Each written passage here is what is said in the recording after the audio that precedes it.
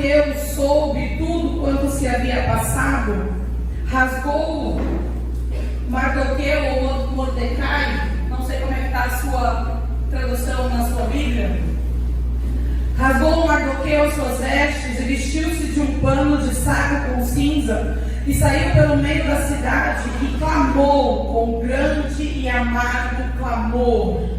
Agora nós vamos para 14. Porque se de todo te calares neste tempo, socorro e livramento de outra parte virá para os judeus, mas tu e a casa de teu pai perecereis. E quem sabe se para tal tempo como este chegaste a este reino? Então disse Esther, que tornasse a dizer a Mardoqueu, e ajunta todos os judeus que se acharem em Suzã, jejuai por mim, não comais nem bebais por 3 dias, nem de dia, nem de noite, e eu e as minhas moças também. Assim jejuaremos, e assim irei ter com o rei, ainda que não é segundo a lei, e perecendo, pereço. 17. Então Mardoqueu foi e fez conforme tudo quanto Esther lhe ordenou. Amém? Feche seus olhos, vamos orar ao Senhor. Pai amado, santo, Deus poderoso, Deus grande, maravilhoso, és tu, Senhor, estamos na tua casa nesta noite, porque o Senhor nos permitiu chegar até aqui, Pai. Muito antes de nós estarmos aqui, o Senhor já se fazia presente sobre este lugar. Por isso, nessa noite, Pai querido, pedimos que o Senhor ministre aos nossos corações, à nossa mente, Pai. Fala conosco, Senhor. Usa, Senhor, conforme a tua vontade, Pai, que eu venha diminuir e o Senhor crescer, mas que a tua palavra seja pregada nesta noite, Pai querido. Que seja a tua vontade em cima deste altar, porque aqui o Senhor tem total liberdade de agir, Pai, através da minha vida, Senhor. Por isso, Pai, em nome de Jesus, manifesta a tua graça e teu amor sobre este lugar nesta noite, Pai. Fala conosco, Deus. Nós precisamos ouvir a tua voz, nós precisamos ouvir a tua palavra, Pai. Senhor, que tudo aquilo que tem impedido, Senhor, da tua palavra de entrar no nosso coração, na nossa mente, caia por terra hoje, em nome de Jesus, porque nós levamos a nossa mente cativa a ti nesta noite, Pai, para que tudo aquilo, Senhor, que recebemos de ti nesta noite, venha brotar nos nossos corações, Pai, para que seja, Senhor, germinado, para que crie fruto, Senhor, e esse fruto, Pai, venha salvar vidas aonde o Senhor quer nos enviar, Senhor. Nós te agradecemos, Pai, por estarmos aqui na tua casa nesta noite. Te agradecemos porque sabemos que alguns não puderam estar, mas nós estamos. Te louvamos por isso, Pai. Obrigado, Senhor. Faz o teu querer neste lugar. Em nome de Jesus. Amém. Amém. Amém. Eu não sei se você conhece o livro de Esther, mas como um bom cristão, você poderia pelo menos já ter lido alguma coisa.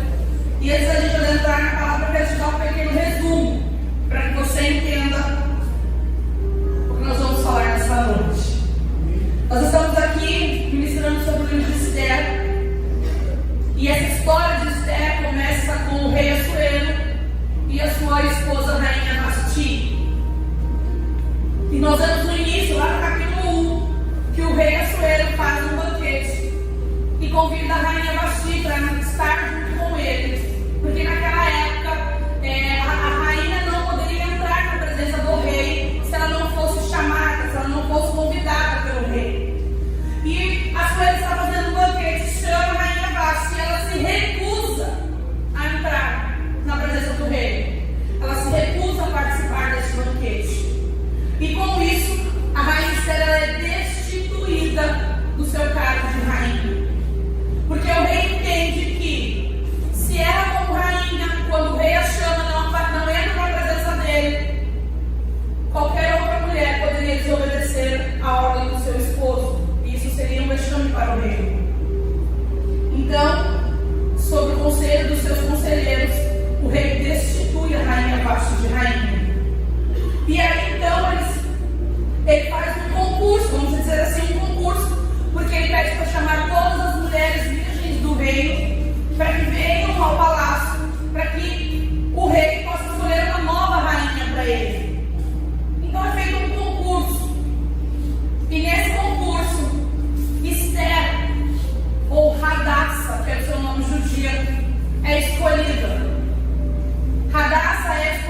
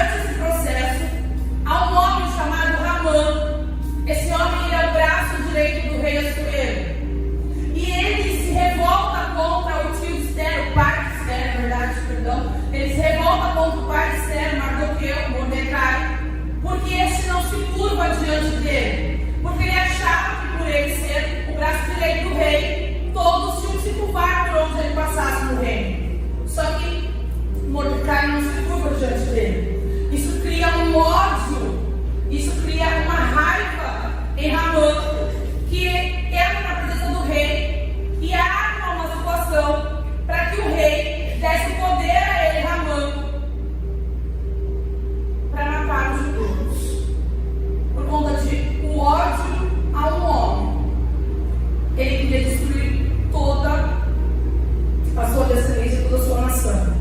Queria destruir os judeus. Entenda, igreja. Um homem, porque outro não se curvou diante dele porque ele se achava maioral, se achava melhor.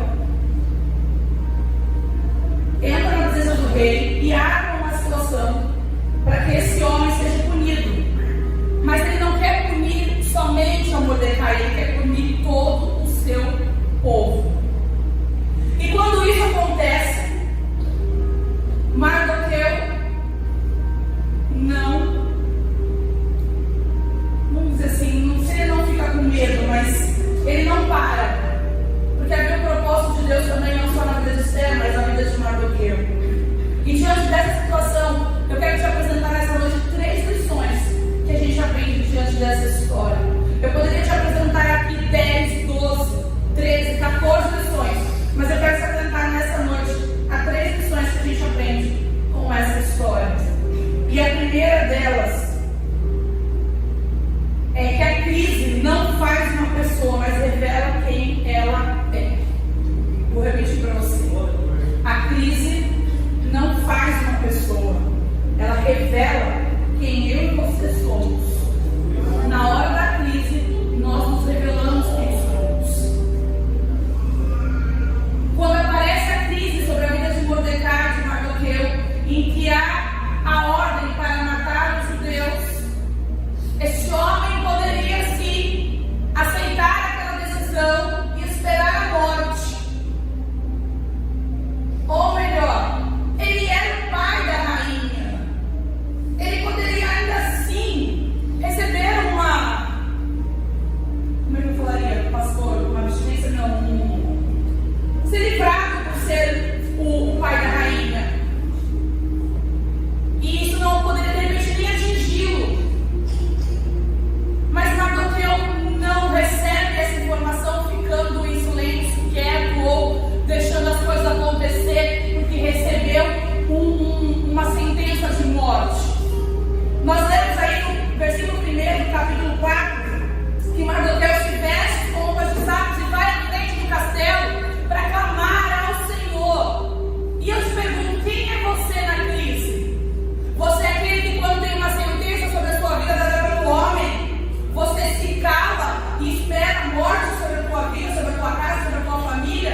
Ou você é aquele que vai se levantar e vai clamar àquele que pode resolver todas as coisas? Aleluia. Quem somos nós nessa hora? Mardoqueu não esperou sentado à morte. Ainda que de repente ele pudesse ser livre desse mandamento que foi dado para que eles morressem. Mas ele não pensou somente nele. Ele pensou no povo. Ele pensou no povo judeu. E ele vai para frente do castelo para chamar a atenção também de Esther, que já era rainha. E ele clama com grande clamor. E eu pergunto para você, você tem clamado ao Senhor? Ou você tem se acomodado com a situação que você está vivendo?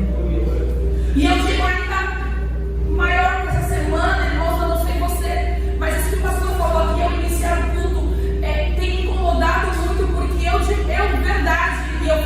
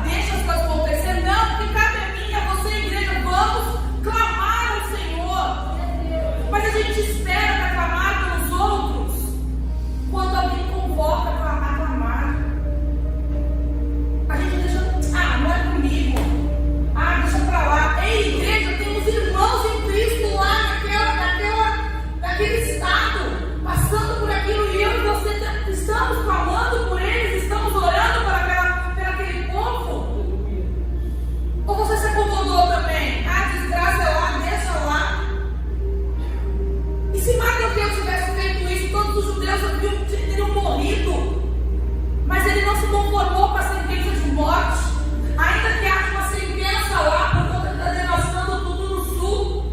Cabe eu e você orarmos, clamarmos. Mas infelizmente muitas vezes a gente não faz porque não está doendo no nosso umbigo, não está doendo na nossa vida, não é no meio dos nossos. Quem diz para você que não é no meio dos nossos? Porque há irmãos em Cristo lá, são vidas, crianças, irmãos, crianças que morreram estavam boiando. Se isso não te comove a clamar ao Senhor, nada vai te comover. Se isso não toca no teu coração, se isso não te traz dor, se isso não te traz tristeza, você está precisando rever os seus conceitos. Você está precisando rever quem você é. Precisamos clamar, precisamos nos levantar. Não dá para ficar parados esperando as coisas acontecerem, porque a crise revela quem nós somos. Porque é fácil eu falar para você, eu sou cristã, mas o que eu tenho feito pelos meus, pelos aqueles que precisam, ou aqueles que ainda não são da minha família em Cristo, mas estão perecendo lá fora e precisam de mim? O que eu e você temos feito? Você conhece a palavra, por pouco que você conheça. Eu não estou falando aqui com teólogos, eu estou falando aqui com servos. Precisamos clamar ao Senhor. Não dá para a gente se acomodar na crise. Ah, pastora, mas eu estou passando dificuldade também. Eu sei, eu também passo. Eu sei que você está passando, mas o teu deserto será que é maior do que aquele que está perdendo tudo? Será que você está olhando tanto para o teu umbigo que você não é capaz de, por meia hora do teu dia, botar os teus joelhos no chão e orar por quem precisa da tua oração, do teu clamor? Por que nós olhamos só para o nosso umbigo? Quando estamos olhando para o nosso umbigo, nós paramos de olhar no céu e a gente começa a olhar para baixo. A gente olha só para a gente. Precisamos clamar ao Senhor. Os dias são maus. Há pessoas que precisam de uma palavra do Senhor e é você o instrumento para isso. Você precisa chamar a atenção de Deus. E nós estamos falando lá no Rio Grande do Sul, mas será que o teu vizinho, aquele funcionário da tua empresa, aquela pessoa que trabalha com você, que estuda com você, será que você não precisa entrar na presença de Deus e clamar pela vida dessa pessoa? Ou você acha que porque a salvação individual só você merece? Porque se você está aqui hoje é porque alguém falou de Cristo para você. Alguém te convidou, alguém falou de quem era Jesus, alguém mostrou o que Jesus fez na vida para que você estivesse dentro hoje. E o que você está fazendo com isso? Será que você está mostrando para as outras pessoas quem é Cristo, o que Cristo fez na sua vida? O que Ele pode fazer?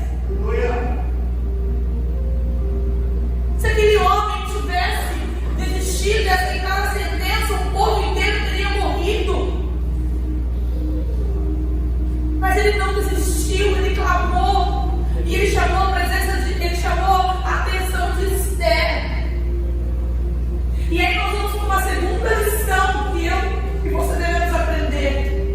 Se omitir também é uma escolha.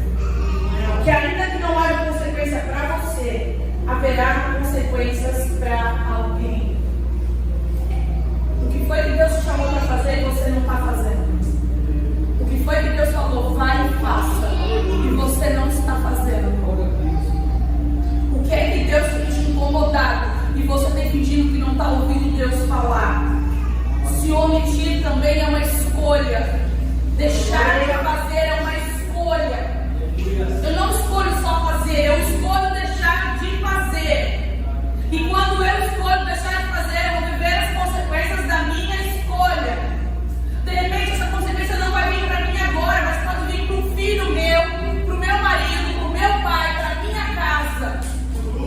E o que eu estou escolhendo? Porque quando nós lemos aqui no versículo 14 do livro de Esther, Mardoqueu fala para Esther: se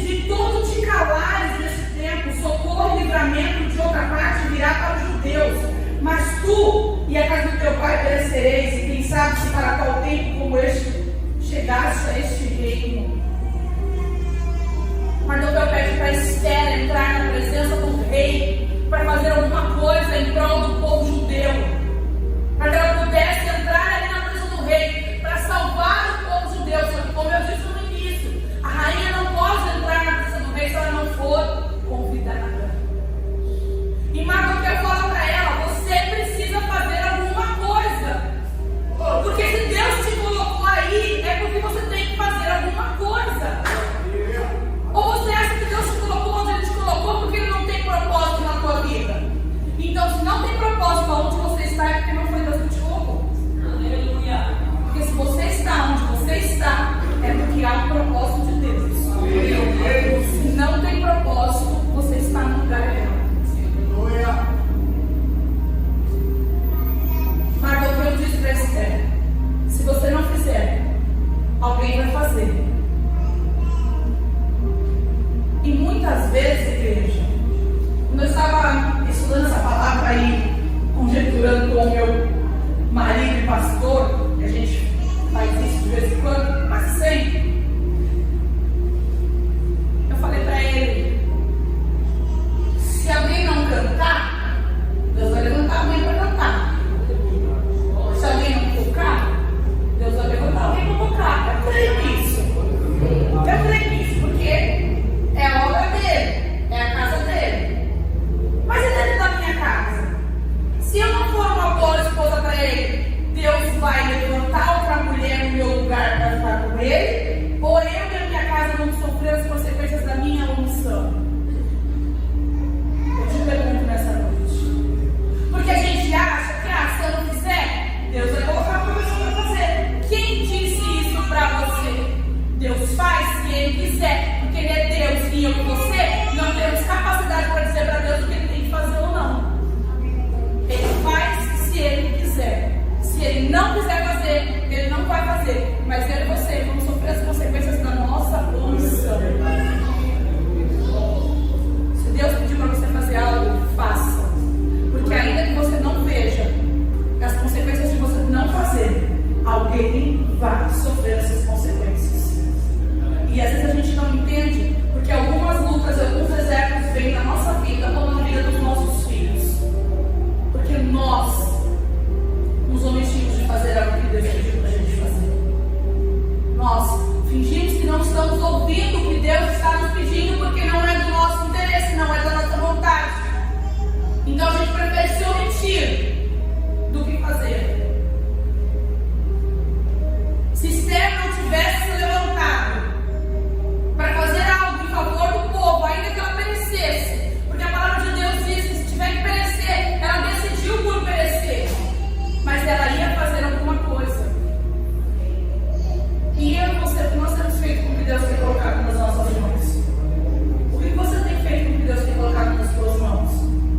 Ou você acha que simplesmente Deus te escolheu para você entrar para essa igreja, sentar nesse banco para ouvir a palavra?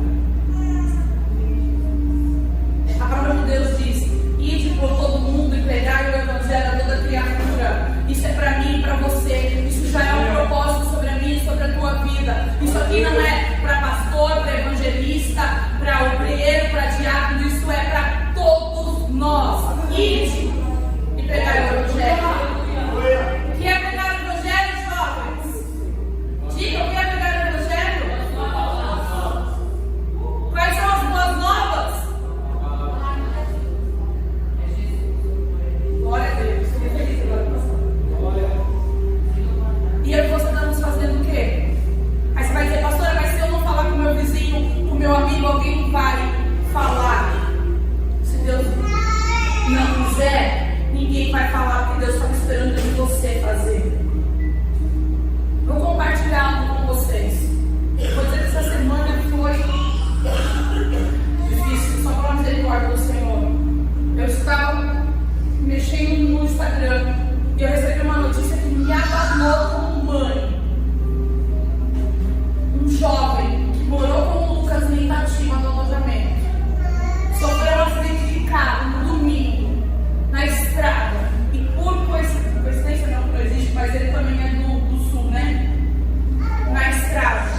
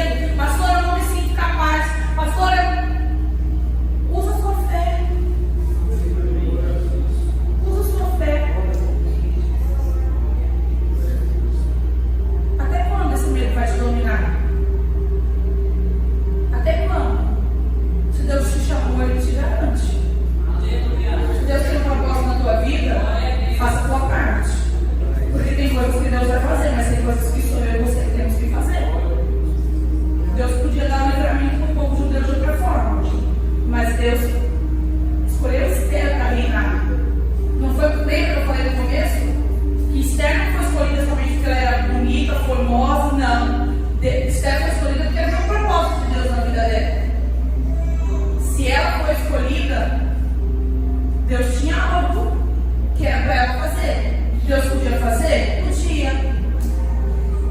Deus pode levantar quem Ele quiser, Deus pode fazer, Deus pode fazer um milagre. Deus podia fazer um milagre na mente do rei, fazer sem precisar de que Esther entrasse na presença dele para pedir, para contextualizar isso e pedir para que o povo judeu fosse salvo. Podia, mas tem coisas que Deus espera que eu e você façamos. Mas aí muitas vezes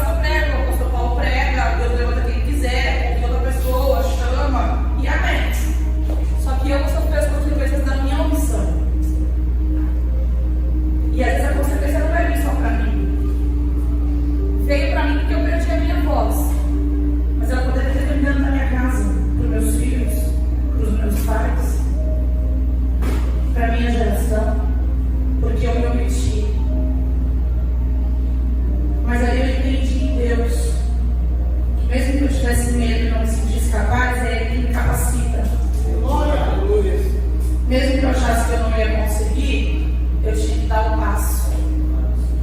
Porque se eu não desse o passo, as coisas não iam acontecer.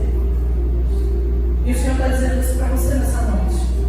O que você tem se permitido de fazer que Deus mandou você fazer? E eu vou te dizer mais. Se tem algo ou alguém impedindo você de fazer a vontade de Deus, Deus vai agir. Se tem algo ou alguém que te impeça de viver os propósitos de Deus na tua vida, Deus vai agir. Porque nada, nem ninguém pode tomar o lugar de Deus nas nossas vidas. E se Deus tem um propósito e um chamado, e você tem culpado, ou tem colocado a culpa em outra pessoa, tanto da tua casa, seja quem for do seu relacionamento, para deixar de fazer o que Deus quer que você faça, pode esperar que Deus vai fazer. Depois não reclama. Ah, mas Deus é amor, mas Deus é justiça. E Deus tem o propósito dele. E nada nem ninguém pode impedir o propósito, somente você. Quem pode impedir o propósito de Deus nas nossas vidas somos nós. E não ache que você não vai sofrer as consequências da sua omissão. Porque nós vamos. Então use o seu medo como um combustível para acionar a sua fé. Para fazer aquilo que Deus espera de você. Porque se você não fizer, Deus vai levantar algo para fazer. Pode ser. Mas as suas dependências vão vir da sua omissão. Se você não fizer, de repente Deus não vai levantar outra pessoa para fazer. Porque Ele também não quer. Mas alguma coisa precisa acontecer. É isso, pastor. Jonas fugiu, mas não teve jeito. Aí eu falo para você, se tem coisas que se a gente obedecer, a gente conquista mais fácil, por que a gente fica dando volta no deserto por 40 anos? Ou tu acha, se você não leu a Bíblia, tu acha que os 40 anos do deserto lá é porque eles tinham que ficar os 40 anos andando no deserto? Não, foi por causa da desobediência. Era 40 dias e não 40 anos, por conta da desobediência. E aí a gente está vivendo um ciclo na nossa vida, que as coisas não acontecem, e a gente culpa os outros.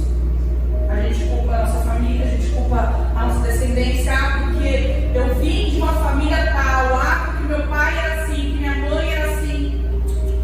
A decisão é sua, a escolha é sua, a omissão também é sua. Qual é a decisão que você tem para tomar? Até quando você vai fugir? Até quando você vai ficar parado? Mas o que eu acho mais interessante disso tudo é que Esther estava com medo, mas tomou uma decisão de entrar na presença do rei. Mas para que ela fizesse isso, ela convocou a todos um jejum. Até para a gente tomar decisão e fazer alguma coisa, a gente tem que estar em unidade, a gente tem que estar em jejum, a gente tem que estar na presença do Senhor. Deus colocou alguma coisa na tua mão, não é só para você. É para que através de você pessoas sejam encontradas, que através de você pessoas sejam usadas, que através de você pessoas se cheguem à presença do Senhor. Esther convocou as servas dela para jejuar, colocou todo mundo no jejum, colocou o povo todo no jejum, porque havia um propósito.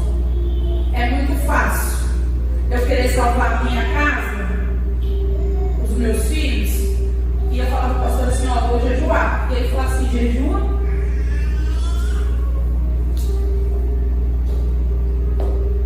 O propósito não deveria ser meu dele, porque é a minha casa, é a minha família. Não tem que ser eu e ele. A mesma coisa na sua casa, a mesma coisa na igreja. Há um propósito da igreja. Todos têm que estar participando desse propósito. Todos nós temos que entrar na presença de Deus em jejum. Porque há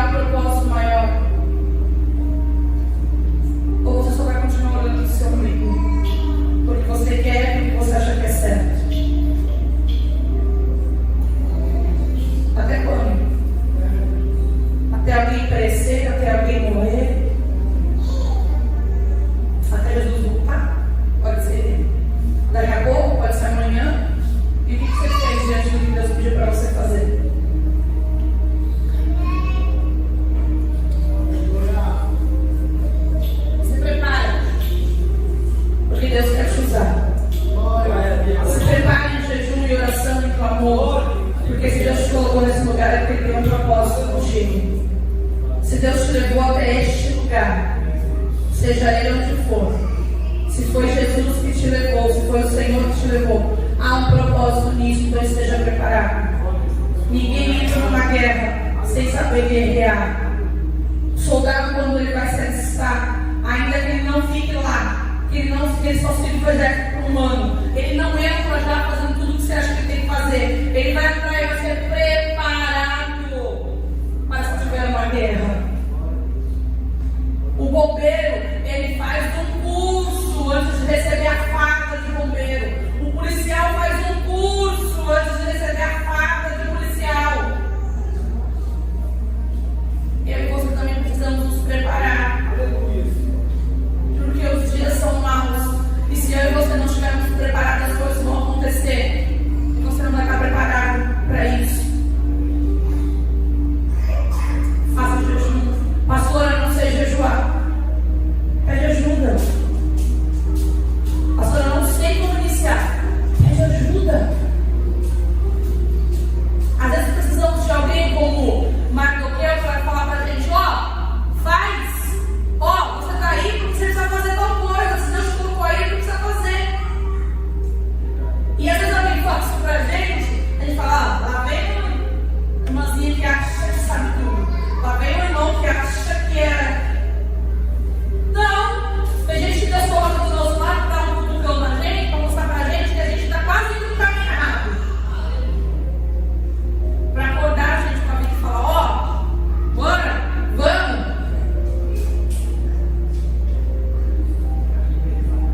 Irmãos, há batalhas que nós enfrentamos porque a gente não está preparado. E batalhas que poderiam durar pouco tempo estão durando muito tempo. Porque eu e você não nos preparamos. Precisamos nos preparar todos os dias. Precisamos nos preparar todos os dias. Num dia você jejua, no outro você faz um momento de clamor. Pastor, é fácil para você falar? Não é fácil, não. Jejuar não é fácil. Clamar, ter um momento de oração não é fácil. Ter um momento de leitura da palavra não é fácil. Não é fácil, irmãos. Eu confesso que não é. Tem dias que você quer chegar no trabalho, deitar na cama e só dormir. Tem dias que você não quer falar com ninguém. Tem dias que você não quer nem dar bom dia quando você chega no seu trabalho. Tenho certeza que alguém já passou por isso. Mas você tem que lembrar que você é de Cristo. Aí você respira fundo, engole seus problemas e começa a buscar quem é Cristo na tua vida. O que Ele já fez até agora, o que Ele tem feito e o que Ele vai continuar fazendo. Você tem que acionar a sua fé. E não é o que os seus olhos veem, é o que você crê. Porque se mistério fosse o que os olhos dela estão vendo, ela não ia entrar na presença do Rei. Mas ela estava agindo pela fé. E ainda que ela morresse, ela ia morrer fazendo aquilo que Deus queria que ela fizesse. Então eu digo para você: quem você é na crise? O que você tem se omitido de fazer? E como é que você tem usado o medo na sua vida? Esse medo tem acionado a sua fé para fazer aquilo que Deus quer que você faça? Ou tem te paralisado de fazer as coisas? Às vezes a gente olha pelos olhos carnais, a gente enxerga a luta e a gente quer parar, desistir. Eu vou dizer para você: se você parar de desistir no meio do caminho, a luta vai ser bem maior e pior. E eu confesso para os irmãos que lá no começo de abril, Deus me revelou um sonho de uma luta muito forte que eu ia passar. Eu vou compartilhar com os irmãos que agora já passou, né? Mas eu sonhei literalmente que eu estava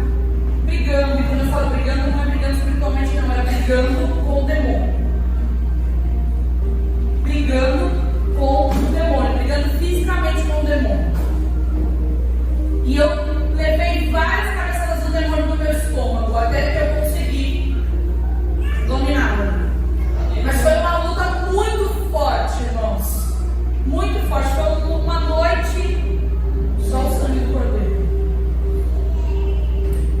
E eu passei um mês de abril que foi só a misericórdia do Senhor. Mas todas as vezes o Senhor me fazia lembrar que Ele havia me mostrado lá no início dores fortíssimas do estômago, dores fortíssimas de eu acordar e falar: pastor, não vou conseguir trabalhar porque eu estou com muita dor de estômago. O Senhor nos mostra algumas coisas e a gente não quer entender. O Senhor nos revela algumas coisas quando nós estamos fazendo a vontade dEle. Ele nos revela. Não há luta que você vai passar que o Senhor não vai te mostrar. Se você estiver debaixo da vontade dEle, fazendo aquilo que Ele espera de você, Ele vai te preparar. Mas não quer dizer que Ele vai te deixar sem passar pela luta. Porque eu passei uma luta miserável nesse mês de abril. Mas o Senhor está no controle de todas as coisas. E eu podia ter parado. Podia não ter ministrado aqui na igreja, podia não ter ministrado fora, poderia não estar ministrando hoje, poderia ter me acuado e não ter feito um monte de coisa na igreja que a gente tinha que fazer. Mas o medo, que foi um medo, irmãos, vocês não têm noção, os medos que eu passei neste mês de abril. Mas o medo só acionou a minha fé. E eu vou dizer, pode um pouquinho da palavra, mas eu vou dizer para você. Nessas horas, quando você passa por esses desertos e por essas lutas, a palavra de Deus diz que é bom que sejam dois ao invés de um, né, pastor? Eu vou dizer para você que houve momentos que eu me sentia tão fraca que se eu não tivesse o meu esposo para falar para ele: olha para mim, amor, agora que eu estou precisando. E aí a gente quer andar com pessoas que na hora que você está dando oração você não vai ter. Precisamos andar com pessoas do nosso lado que na hora que a gente precisar, a pessoa vai ter uma palavra de conforto para a gente, uma palavra de fé, uma palavra de oração e vai orar pelas nossas vidas. Porque a palavra de Deus diz que é melhor ser dois do que ser um. Mas quando a palavra de Deus diz ser dois do que ser um, é dois que vivam a palavra. Porque se você for pedir para alguém que seja ímpio, você vai decair mais ainda e aí é pior do que já estava. Davi hoje está demais, hein, pastor? Você entendeu o que Deus quer contigo? Amém. Você entendeu? Irmãos, nós estivemos ontem no lançamento da campanha de evangelização. Foi falado uma coisa ontem que me chocou. Essa semana eu estou me chocando com muita coisa. 95% das pessoas que vão à igreja estão vindo de outra igreja. Somente 5% são pessoas que estão começando a caminhar com Cristo, que você está trazendo para conhecer a Cristo. Se isso não te choca, alguma coisa está errada aí. Porque a mim me choca. Porque a gente não tem que querer pessoas da nossa igreja que venham de outra igreja. A gente tem que querer pessoas aqui que a gente está trazendo para conhecer a Cristo. Eu fiquei chocada. 95% das pessoas que vão para a igreja, para outra igreja, ou vamos supor que chegaram aqui, vieram de outra igreja. E 5%, de 5 a 10% são pessoas novas que estão vindo para conhecer a Cristo. Aí eu te pergunto, o que é que você está fazendo? O que é que você está fazendo? Onde nós estamos errando? Que nós precisamos nos concentrar. Para de omitir. Para de fugir.